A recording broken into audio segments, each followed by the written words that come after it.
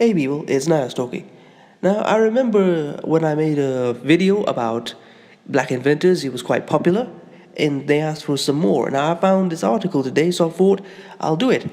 Turning air into drinking water, Africa's inspired inventors. Shortlisted contenders for the Royal Academy of Engineering Africa Prize revealed their designs from gloves that translate sign language into speech to smart lockers that dispense medicines.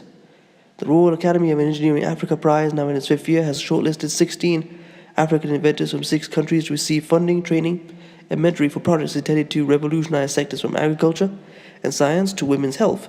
The winner will be awarded £25,000, UK pounds sterling, and the three runners-up will receive £10,000 each.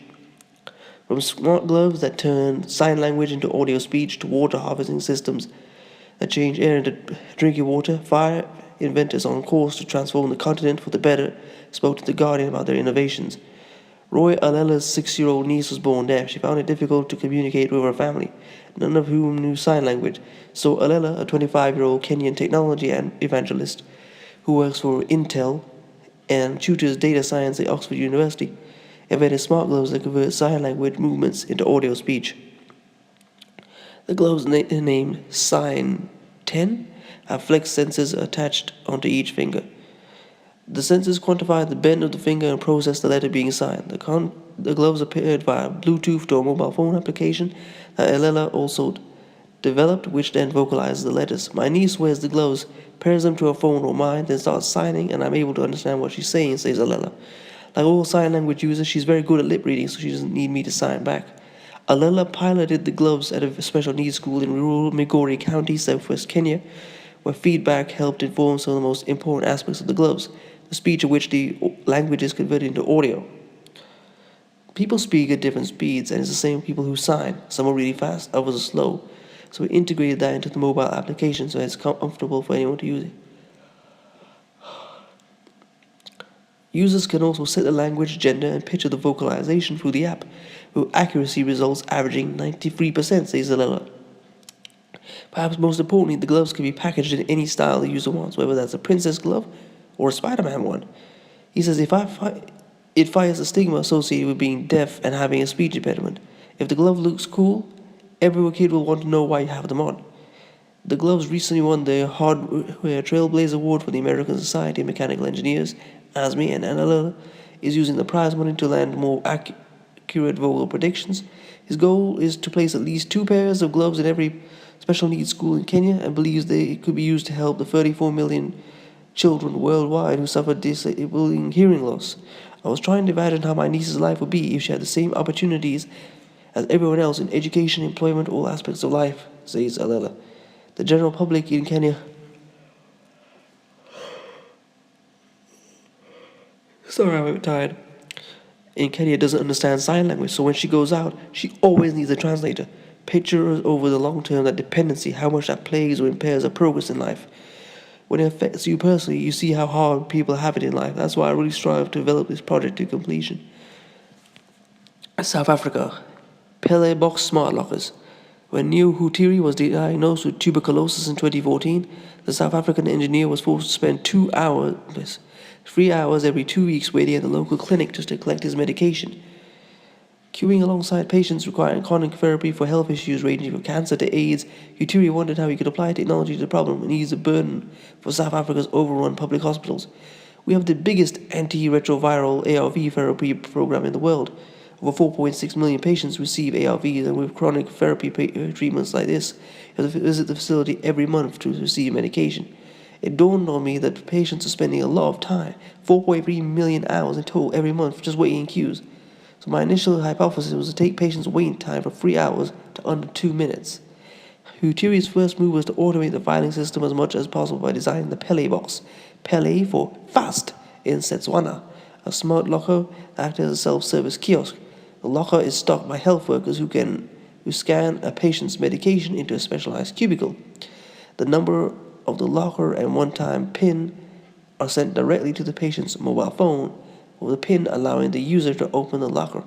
South Africa's Pharmaceutical Council was intrigued by the Pele box, but needed reassurance that the right medications would be delivered to the right patients every single time. Utiri piloted the project in Pretoria last year and was overjoyed at the results. 4,700 medications were delivered at a 100% success rate, and an average collection time of under 36 seconds. The 30-year-old entrepreneur has now signed a contract with the Department of Health to roll the lockers out in 8 of South Africa's 9 provinces, a feat he is hugely proud of, and we salute this brother. 83% of South Africa's population rely on state-funded care. My parents are within that population and are on long-term medication, but they get short-handed because there isn't enough of an incentive for entrepreneurs in my sector to serve them, as they tend to be low income, says Utiri. I wanted to design something that you could place as easily in the affluent area of Sandtown as in a township. I wanted the product to stand out because the patient feel a high degree of pride. They think, this product was designed for me. When you treat people with respect, they pass that respect on to others. I love that principle. We need more men like him. And women, of course. Men and women like him. Uganda, the vertical farm.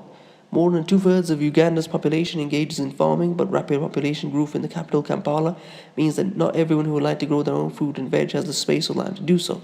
This was the issue faced by Paul Matuvu, who was born into a family of 10 children and raised for a short time by his grandparents in rural Uganda, where he learned all about growing crops.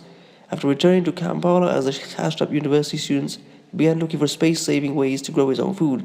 His solution was the farm in a box, a sustainably sourced timber box measuring 90 centimeters wide by 90 centimeters high that could hold up to 200 plants.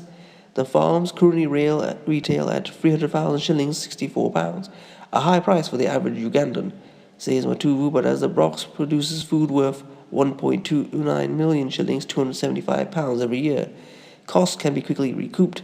The farms also have a wormery in the middle to compost household waste, the castings of which can be used to fertilize the crops, helping to keep inputs low but still organic. Our role is to roll out the farms to the wealthy because they do not mind how expensive the boxes are, and to produce 3 to 5 farms per day, said Matuvu. Then we can subsidize sales to the poor. Kenya, Chanjo Plus. In 2015, Kenya Kolo Olok was working as a community health worker in Nairobi, knocking door to door. Actually, this one is. I want to just go to the next one. I like this one better. You could read that in the article. Kenya Magic Water. When Beth Koigi moved into her university dormitory in eastern Kenya, she was horrified that the water coming out of the tap was filthy and laden with bacteria. Within months, she had built her first filter and was soon selling filters to others. When drought hit in 2016 and water restrictions saw Koigi's water supply turned off entirely, she began thinking about water scarcity and its relation to climate change. Going for months without any tap water became a very bad situation, she says. Where I used to live, we didn't get any tap water at all, so even doing simple things like going to the toilet, I would go to the mall instead. Having no water at all is worse than just having unpurified water, so I started figuring out a way not having to rely on the council. While on a 4-month program at the Silicon Valley-based think tank Singularity University, Koigi, 27, joined up with 2 other women, American environmentalist scientists Anastasia Kashenko and British economist Carl Sewell, to create Magic Water, which captures water from the air and converts it into drinking water using solar technology.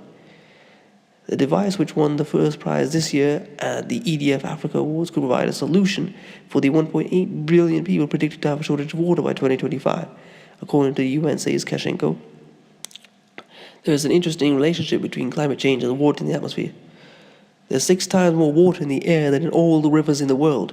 With every 1 Fahrenheit increase in temperature, water begins to evaporate on the ground, but increases by up to 4% by about 4% in the atmosphere, and that's what's not being tapped. Magic water from the Swahili, Maji for water and K for kuna, harvest, use desiccants such as silicate gels to draw water from the air. The gels are then heated up with solar power to release the water. The current system can generate up to 10 liters of filtered water per day, with the team looking to scale up to 100-liter systems at a cost of only 0.08 per 10 liters. The solar panels used for the prototype are the most expensive input on the device, said Koigi, who is looking for ways to drive those costs down. So I hope you've enjoyed that. I'll leave the article for you to read up for yourself. And Africans are doing big things and inventing things that are going to change the world. I mean, that last one is amazing. That could end drought forever. And if that could be done, that could turn, as I've said before, the Sahara, the biggest desert into the world, into the biggest agricultural zone. It could turn countries that are just, well, deserts into places as fertile as the Ukraine, northern China, or the Mississippi River. Anyway, please comment, rate, share, and subscribe. If you want to support this channel, I'll leave the GoFundMe in the description. Peace, family.